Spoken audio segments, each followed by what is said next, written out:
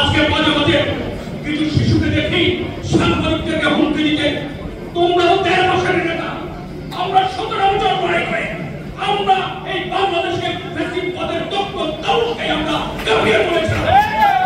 এই রাশিয়ার নেতৃত্ব দিয়ে 17 বছরের নেতৃত্বকে অস্বীকার করার কোনো সুযোগ নেই। তোমরা সাংবাদিকদের হুমকি দাও, এটা আমরা মেনে নিতে পারি না, মেনে নেব না।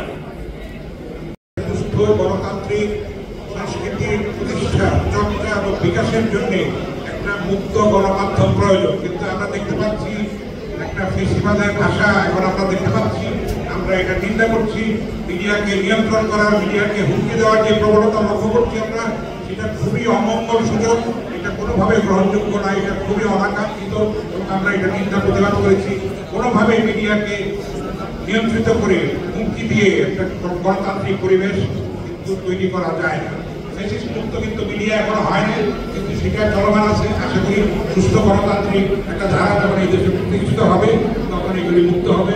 ভাইব্রান্ট মিডিয়ার জন্য এখন মানুষ কিন্তু তথ্যর টাকা, তথ্য পাওয়ার জন্য তারা ফেসবুক সহ সামাজিক যোগাযোগ মাধ্যমে তারা নির্ভরশীল হচ্ছে। আমরা যদি দায়িত্বশীলতার পরিচয় দিতে না পারি তাহলে কিন্তু সেই অপতথ্যটা ছড়িয়ে পড়বে, সেটা কখনো কখনো দেশের স্বাধীনতা সার্বভৌমত্বের জন্য হুমকি হয়ে দাঁড়াতে পারে। সুতরাং সাংবাদিকদেরও উচিত দায়িত্বশীলতার সঙ্গে কাজটা সম্পাদন করা, স্থিতিশীলতার সঙ্গে তথ্যগুলি পৌঁছে দেওয়া এবং যারা হুমকি দিচ্ছে মিডিয়াকে তাদেরকে আমরা সতর্ক করতে চাই।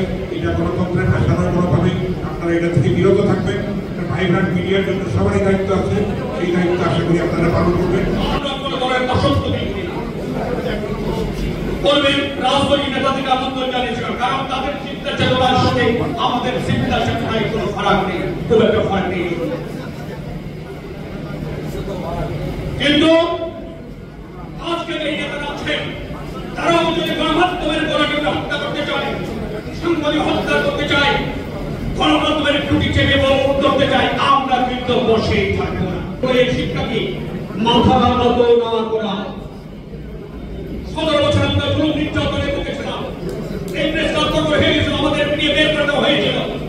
আমরা যদি এক মিনিটের জন্য মাথা নত করিনি, একদিনে এমন কোন শব্দ বলেন না যে সপ্তাহে এই সাংবাদিকের বিদ্যুতের যুদ্ধের দিকে সাংবাদিকের রাস্তায় নামেনি।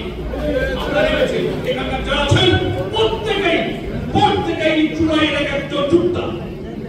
দুর্ভাগ্য সত্য আজকে আমাদের সকল অর্জন, কেউ কেউ যেন আওয়ামীর সকল অর্জনকে, মুক্তিযুদ্ধের সকল অর্জনকে একজনের কৃতিত্ব হিসেবে নিয়ে গিয়েছিলেন, একজনের আরো সেরকম হচ্ছে। আমরা কি সাম্রাজ্য ভুলে যাব? আমরা কি নগরী পরিষ্কার অবদান ভুলে যাব? আমরা কি হাজার হাজার লোককে খুন হয়েছে সেটা ভুলে যাব? আমরা সবসময় গণতন্ত্রের পক্ষে ছিলাম। আমাদের মূল লড়াইটা ছিল মুক্ত গণমাধ্যম যদি থাকতো হাসিনা থেকে